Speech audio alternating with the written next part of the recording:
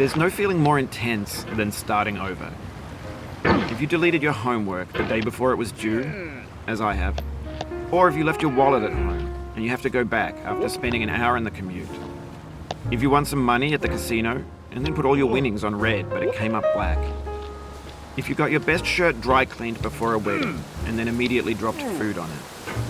If you won an argument with a friend and then later discovered that they just returned to their original view. Starting over is harder than starting up. If you're not ready for that, like if you've already had a bad day, then what you're about to go through might be too much. Feel free to go away and come back. I'll be here. Alright, thanks for coming with me on this trip. I'll understand if you have to take a break at any point. Just find a safe place to stop and quit the game. And don't worry, I'll save your progress, always, even your mistakes.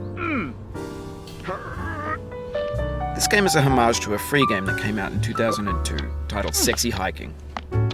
The author of that game was Jazuo, a mysterious Czech designer who was known at the time as the father of B games. And B games are rough assemblages of found objects.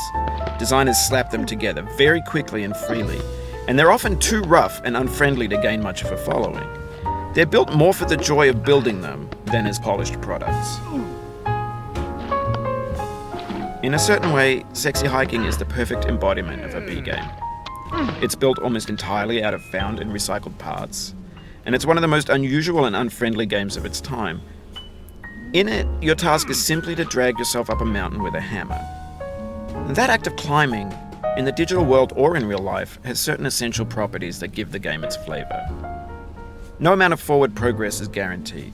Some cliffs are too sheer or too slippery.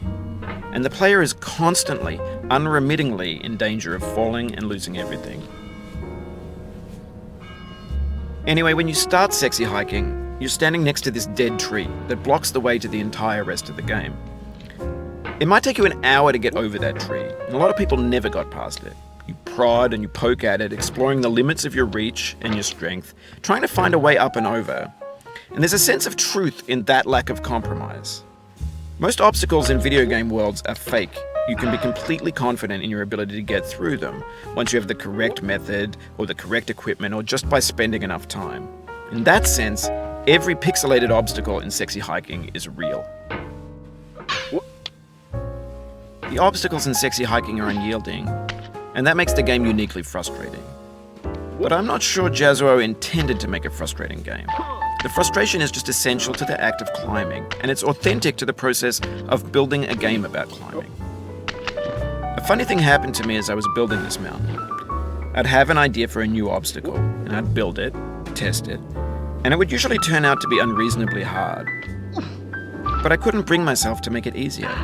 It already felt like my inability to get past a new obstacle was my fault as a player rather than as a builder. Imaginary mountains build themselves from our efforts to climb them, and it's our repeated attempts to reach the summit that turns those mountains into something real. When you're building a video game world, you're building with ideas, and that can be like working with quickset cement. You mold your ideas into a certain shape that can be played with, and in the process of playing with them, they begin to harden and set until they're immutable, like rock. And at that point, you can't change the world. Not without breaking it into pieces and starting fresh with new ideas. For years now, people have been predicting that games would soon be made out of prefabricated objects, bought in a store and assembled into a world. And for the most part, that hasn't happened, because the objects in the stores are trash. I don't mean they look bad or that they're badly made, although a lot of them are. I mean they're trash in the way that food becomes trash as soon as you put it in the sink. Things are made to be consumed and used in a certain context, and once the moment is gone, they transform into garbage. In the context of technology, those moments pass by in seconds. Over time, we've poured more and more refuse into this vast digital landfill that we call the internet. It now vastly outnumbers and outweighs the things that are fresh and untainted and unused. When everything around us is cultural trash, trash becomes the new medium, the lingua franca of the digital age. And you can build culture out of trash, but only trash culture. B games, B movies, B music, B philosophy. Maybe this is what digital culture is. A monstrous mountain of trash, the ash heap of creativity's fountain. A landfill with everything we ever thought of in it. Grand, infinite, and unsorted. There's 3D models of breakfast, Gen X's fanfic novels, scan magazines, green screen Shia LaBeouf, banned snuff scenes on LiveLeak.